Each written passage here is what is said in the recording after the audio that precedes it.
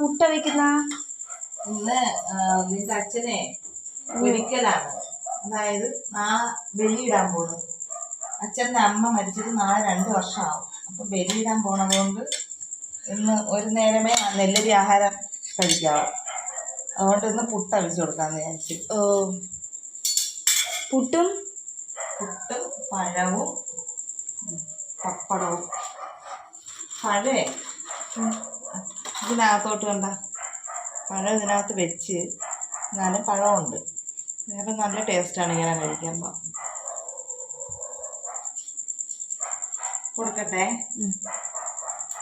നിനക്ക് പുട്ട് വേണോ? ചോറ് വേണ്ട? വേണ്ട. പുട്ട് തരാം, കഴിക്കണം. അപ്പം എല്ലാവരും ആഹാരമൊക്കെ കഴിച്ചാ നമ്മളും കഴിക്കാൻ പോണ്. കഴിച്ചു തുടങ്ങിയ എന്ത് ചോറ് കഴിക്കുന്ന?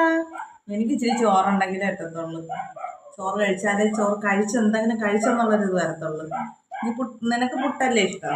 എനിക്ക് രാത്രി ചോറ് വേണമെന്ന് ഇല്ലല്ലോ. എനിക്ക് പപ്പടം, മറ്റേ ഈ പപ്പയ്ക്ക തോരൻ, ചമ്മന്തി, കരുവാട്, തൈര് ഇതും കൂട്ടി. തൈരും കരുവാടും കഴിക്കാമോ?